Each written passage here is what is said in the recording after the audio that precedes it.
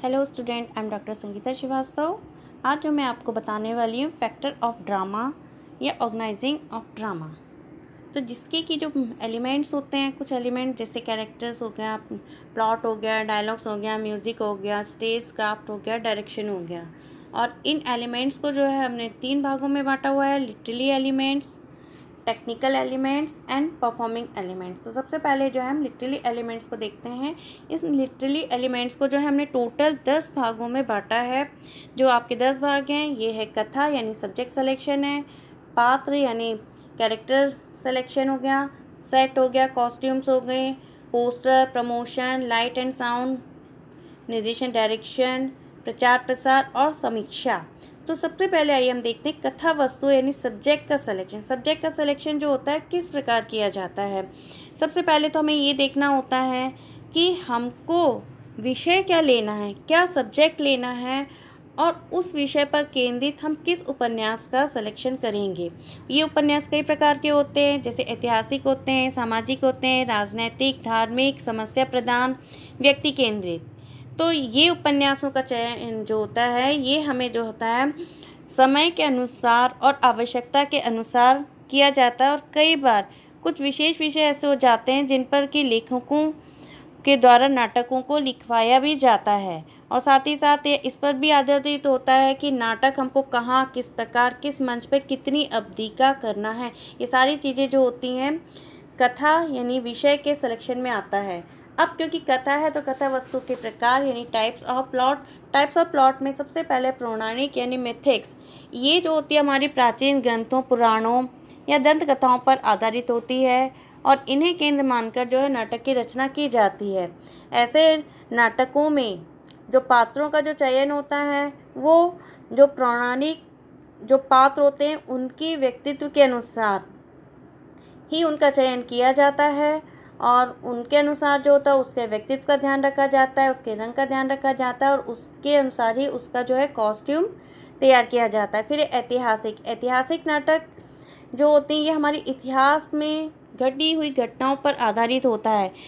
ऐसे नाटकों में एक बात का ध्यान रखना पड़ता है कि उसमें जो इतिहास के जो पात्र हैं या घटनाएं हैं, ठीक है, उसमें किसी भी प्रकार का हम परिवर्तन नहीं कर सकते हैं। हमें नाटकों के माध्यम से उस मूल घटना, मूल व्यक्तित्व के गुणों की छेड़छाड़ किए बिना उसका एज यूजुअल जो है उसको वहाँ पर प्रस्तुत करना होता है। फिर आता है काल्पनिक कथा वस्तु जो होती है 2 प्रकार की बताइए। एक कल्पना जो होती है जो कि संभवतः ना हुई हो, या एक कल्पना ऐसी जो संभवतः हुई हो या हो सकती है। इनका ध्यान रखना पड़ता है। और इसी कथा वस्तु के अनुसार जो है पात्रों का चयन, स्थान, परिस्थितियाँ, ये सारी चीज़ें जो है कल्पना के आधार पर बनाई जाती हैं। इसी तरह सामाजिक को यदि देखते हैं तो सामाजिक कथा वस्तु में जो होती है सामाजिक समस्याओं को लेकर बनती है। प्रत्येक युग में कोई ना कोई तात्कालिक समस्याएं रही हैं और कुछ उन्हें सार्वभौमिक करने के लिए, सार्वकालिक करने के लिए जो है नाटकों के माध्यम की आवश्यकता पड़ती है। इसके अलावा आता है गीत लेखन जो होता है, कभी कभी नाटक के दृश्यों को जीवंत करने के लिए गीत लेखन की भी आवश्यकता होती है। हमारे जो संस्कृत नाटक हुआ करते थे उसमें हमेशा छंद के माध्यम से जो है संवाद किए जाते थे, तो इसलिए उसमें गीत रखे जाते थे। और इस तरीके से हम ये भी कह सकते हैं कि संस्कृत नाटकों के माध्यम से ही गीत रखने की परंपरा का शुरुआत हुई है। फारसी थिएटर और नौटंकी में तो पूरा का पूरा जो होता है ऑर्केस्ट्रा ही रखा जाता है और गीतों की जो है प्रभावपूर्ण प्रस्तुति की जाती। कभी कभी आवश्यकता पड़ने पर नाटक के अनुसार भी गीत लिखाए जाते हैं जो कि नाटक का एक इम्पॉर्टेंट पात्र होता है। ये हमारे लिटरेरी एलिमेंट्स हैं जिसमें character exposition, story, theme, language, style इत्यादि सारी कुछ दी हुई है। अब आता है नाटक का दूसरा जो तत्व है, एलिमेंट्स है, वो है पात्र यानी कैरेक्टर्स। ये कैरेक्टर्स को जो है निम्न भागों में बांटा है। केंद्रीय पात्र यानी सेंट्रल कैरेक्टर जो होती है वे पात्र होते हैं जिनके चारों तरफ कथा वस्तु हमारी घूमती है। कई बार ये होता है कि इन पात्रों को जीवंत करने के लिए उनके स्थान पर कई बार पशु, पक्षी या इमारत, घटना कुछ भी हो सकती है। इसके अलावा फिर आता है खलनायक यानी विलन। ये जो प्रत्येक नाटक का एक अनिवार्य पात्र होता है। कई बार खलनायक के बिना यानी विलन के बिना नाटक अपूर्ण माना जाता है। ये खलनायक इंसान के रूप में ही नहीं, ये कोई घटना, परिस्थिति, परंपरा किसी भी रूप में हो सकता है। फिर आता है सहपात्र यानी सपोर्टिंग कैरेक्टर। सपोर्टिंग कैरेक्टर में भी हम देखेंगे तो ये एक इम्पॉर्टेंट कैरेक्टर होता है जो कि नायक, नायिका या खलनायक के अतिरिक्त या उनके सपोर्ट में ये होता है कैरेक्टर। इसमें कुछ पशु पक्षी भी कैरेक्टर्स जो सपोर्टिंग कैरेक्टर्स हो सकते हैं। फिर आता है विदूषक यानी क्लाउन। विदूषक जो होता है ये भी नायक नायिका का एक मित्र ही होता है। कभी कभी गंभीर कथा वस्तु होती है तो उन्हें जो है उस वातावरण गंभीर हो जाता है, तो उस वातावरण के गंभीरपन को कम करने के लिए जो होते हैं विदूषक जो होते हैं अपनी एक उत्तरदायित्व निभाते हैं। अब आता है हमारा पात्रों का चयन, यानी हमारे कैरेक्टर्स का सिलेक्शन किस तरीके से होता है। एक कैरेक्टर्स होने के लिए उसमें क्या क्या चीज़ें आवश्यकता होती है। सबसे पहले होती है आवाज़ यानी वॉइस में क्लियरिटी होनी चाहिए, और इसके अलावा नाटक के जो चरित्र यानी कैरेक्टर्स होते हैं उनके व्यक्तित्व के अनुसार होना चाहिए। फिर आता है उच्चारण यानी प्रोनाउंसेट में आप ये देखेंगे, ये प्रोनाउंसेट जो होता है मूल होना चाहिए। प्रत्येक शब्द जो है पूर्ण और स्पष्ट होना चाहिए। फिर है प्रभाव यानी फ्लो जो होता है किसी भी संवाद को प्रभावपूर्ण बोलने का ढंग की योग्यता। फिर आता है संवाद में मूड की अदायगी यानी मूड ऑफ डायलॉग्स भी हम कह सकते हैं इसमें। तो यहाँ पर जो होता है प्रत्येक संवाद यानी प्रत्येक जो डायलॉग होता है, ये डायलॉग जो होता है मूड करके व्यक्त किया जाना होता है। मतलब ये है कि एक अभिनेता को उस कैरेक्टर में घुसकर और फिर जो है डायलॉग बोलने की क्षमता होनी चाहिए। ये कैरेक्टर क्रोध का उस समय हो सकता है, हास्य का हो सकता है, दुख का हो सकता है। मतलब ये सारी फीलिंग्स को लेते हुए उन्हें जो है संवादों को बोलना होता है। फिर है शारीरिक मुद्रा यानी बॉडी लैंग्वेज में भी यदि हम देखेंगे तो बॉडी लैंग्वेज की भी अपनी एक भाषा होती है, मुद्राएं होती हैं। ये मुद्रा क्रोध, प्रेम, घृणा, शोक सभी स्थितियों में जो है प्रदर्शित किया जा सकता है। फिर है मुख मुद्रा यानी फेस लैंग्वेज में भी आप देखेंगे कि जिस तरीके से बॉडी लैंग्वेज काफ़ी कुछ कह देती, इसी तरह फेस एक्सप्रेशन भी जो होते हैं ये भी काफ़ी कुछ कहते हैं। इसमें बोलने की आवश्यकता नहीं होती। जैसे मुंह का अभिनय यानी माइम मैक में आप देखेंगे शरीर मुद्रा के साथ साथ जो है मुख मुद्रा यानी फेस एक्सप्रेशन भी वहाँ पर व्यक्त किए जाते हैं। फिर है नेत्र यानी आइस में भी जो होता है कैरेक्टर को जो है आँखों की भाषा समझना काफ़ी ज़रूरत होती है, और ये भी इसका ज्ञान होना भी नाटक के पात्र चयन में एक आवश्यक होता है।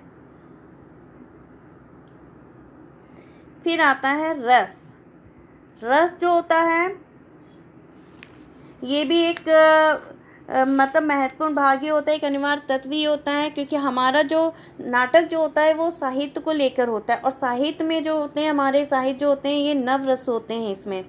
तो इसलिए क्योंकि यहाँ पर जो होता है कैरेक्टर जो होता है अलग अलग तरीके से निभाया जाता है, तो उनके एक्सप्रेशन भी होना ज़रूरी होते हैं, और ये एक्सप्रेशन जनरली क्या होता है रस से आते हैं। जैसे यहाँ पर शांत रस, वीर रस, श्रृंगार रस, हास्य रस इत्यादि जो रस होते हैं जिनको नज़र रखते हुए और फिर जो है कथा वस्तु या जो एक एक्टर होता है अपने एक्ट को करता है। फिर आता है अभिनय जो होता है नाटक का सबसे अनिवार्य तत्व होता है। अभिनय का अर्थ होता है पात्र के अनुसार अपने व्यक्तित्व को जीवंत करना। ये अभिनेता की कुशलता पर निर्भर करता है कि वो किसी भी पात्र को मंच पर किस सीमा तक वास्तविक निभा सकता है। आप ये देखेंगे परफॉर्मेंस एलिमेंट्स के अंतर्गत ये सारा कुछ आया है, और ये इसके अंदर एक्टिंग हुई है, कैरेक्टर मोटिवेशन हुआ है, कैरेक्टर एनालिसिस हुआ है, एम्पैथी हुई है। अब आता है तीसरा जो है हमारा टेक्निकल एलिमेंट्स में हमारा जो आ रहा है जैसे कि मंच यानी स्टेज सबसे इम्पॉर्टेंट जगह जो होती है कि अधिकांश नाटक जो होते हैं मंच पर होती है, और सबसे पहले तो मंच की जो साज सज्जा होती है कथा वस्तु पर ही निर्भर करती है कि हमारी जो कथा वस्तु यानी हमारा प्लॉट किस तरीके का है। तो उसके अनुसार जो है मंच को, स्टेज को डिजाइन करना पड़ता है। और इसके अलावा जो होता है मतलब जो दर्शक यानी ऑडियंस और स्टेज के बीच की जो दूरी होती है, इसको तैयार करना होता है। कितने हिस्से में अंधेरा होगा, कितना हिस्से में उजाला होगा, हमारे जो कैरेक्टर्स हैं वो कहाँ से प्रवेश करके और कहाँ पर बाहर निकलना, ये सारी चीज़ें जो होती हैं सेट पर इनकी व्यवस्था की जाती है और इनको लिस्ट किया जाता है। इसके अलावा जो होता है नाटक में यदि अलग अलग काल या पीरियड्स को दिखाना होता है तो उसके अनुसार जो है नाटक की व्यवस्था की जाती है कि कब कौन सा कैरेक्टर या कौन सा पीरियड आएगा, हमको स्टेज की व्यवस्था उसी तरीके से करनी है। फिर आता है कॉस्ट्यूम्स यानी वेशभूषा। वेशभूषा में निम्न सावधानियां बरतनी चाहिए। सबसे पहले तो ये है कि वेशभूषा चरित्र यानी कैरेक्टर के अनुसार होनी चाहिए और वेशभूषा में जो कैरेक्टर्स होते हैं उनका जो फिज़िकली जो होता है उनका उसको ध्यान में रखना चाहिए। और वेशभूषा एकदम साफ़ सुथरी होनी चाहिए, कटी फटी नहीं होना चाहिए। और एक कैरेक्टर जो है वो कितनी बार जो है नाटक मतलब कथा वस्तु के अनुसार उसको बार बार आना है और बार बार जो है उसको कॉस्ट्यूम चेंज करना है, इस बात का भी ध्यान रखना चाहिए। फिर आता है हमारी अवेलेबल मटेरियल। अवेलेबल मटेरियल में जो है हमारे यहाँ जाते हैं प्रमोशन, मतलब नाटक को प्रमोट करना। ये माध्यम हो सकता है प्रचार प्रसार का माध्यम, प्रेस कॉन्फ्रेंस हो गया, बैठक हो गई या किसी मान्य व्यक्ति के द्वारा उद्घाटन करना। फिर आता है प्रचार प्रसार करना। प्रचार प्रसार करने के लिए पैम्फलेट वगैरह बांटना। और इसके अलावा जो होता है प्रचार का माध्यम जो होता है टीवी, मोबाइल, सारा कुछ मतलब ये हो गया। पब्लिसिटी मतलब किस तरीके से की जा सकती है। फिर समीक्षा यानी नाटक की प्रस्तुति के बाद में समीक्षा अनिवार्य होती है और समीक्षा से ही जो होती है हमारे किए गए नाटक की कमी और खूबी जो है पता चलती है, जिससे कि आगे उन प्रस्तुतियों में सुधार किया जा सके। फिर आता है ध्वनि यानी साउंड। ये ध्वनि जो होती है, साउंड जो होती है बहुत इफ़ेक्टिव होती है। इनकी जो होती आवश्यकता अनुसार जो है इनको यूज़ किया जाता है और इसकी भी एक लिस्टिंग की जाती है कि प्रत्येक दृश्य में जो है ध्वनि का प्रभाव कैसा होना चाहिए। कहानी के अनुसार जो है ध्वनि का प्रभाव होना चाहिए, कहीं तेज होना चाहिए, कहीं मध्यम होना चाहिए, कहीं धीमा होना चाहिए, तो ये ध्वनि पर होता है। फिर आता है रोशनी यानी लाइटिंग। लाइटिंग भी जो होती है आवश्यकता अनुसार जो है लाइटिंग का इफ़ेक्ट को दिखाना, क्योंकि लाइटिंग का इफ़ेक्ट जो होता है ये नाटक को और भी ज़्यादा सजीव बनाता है कि लाइटिंग जो है किस कैरेक्टर पर देनी है, किस और कैरेक्टर पर नहीं देनी है, यह लाइटिंग में कहाँ अंधेरा दिखाना है, कहाँ रोशनी दिखाना है। लाइटिंग का जो होता है इस तरीके से इफ़ेक्ट करते हैं। इसके अलावा रात, दोपहर या सड़क के किनारे मतलब कैसा सीन दिखाना, कैसे इफ़ेक्ट होने चाहिए जिससे कि वो जो नाटक है वो जीवंत हो सके, तो ये लाइटिंग पे डिपेंड करता है। फिर आता है निर्देशन। निर्देशन जो होता है नाटक का संपूर्ण सबसे सफल पार्ट होता है, क्योंकि यदि निर्देशन बहुत अच्छा है तो वो एक कमज़ोर कहानी भी जो होती है ना उसको भी एक जीवंत बना सकता है। एक जो कैरेक्टर जो होता है यदि उस कैरेक्टर को प्ले ढंग से नहीं कर पा रहा है तो वो उसको भी सही ढंग से जो है प्ले करवा सकता है। तो इस तरीके से हम देखेंगे कि जो निर्देशन जो होता है ये काफ़ी महत्वपूर्ण पक्ष होता है। फिर होता है पोस्टर। ये नाटक के प्रचार प्रसार के लिए पोस्टर का निर्माण किया जाता है। ये पोस्टर आकर्षक होने चाहिए, मुख्य कथा वस्तु की और इंगित करते होने चाहिए और नाटक का संपूर्ण परिचय देने होने चाहिए। ये मल्टी कलर पोस्टर भी जो होते हैं हमेशा इनको यूज़ किया जाता है और इनकी डिज़ाइन जो होती है कलरफुल भी हो सकती है एंड ब्लैक एंड वाइट भी हो सकती है। इस तरीके से हम देखते हैं कि नाटक को फैक्टर में हमने 3 भागों में बांटकर जो है उसको अलग अलग तरीके से जो है बताने की कोशिश की है। जैसे टेक्निकल एलिमेंट्स में costume, property, light, sound, makeup इत्यादि ये सारी चीज़ें इसमें आ जाती हैं। Thank you.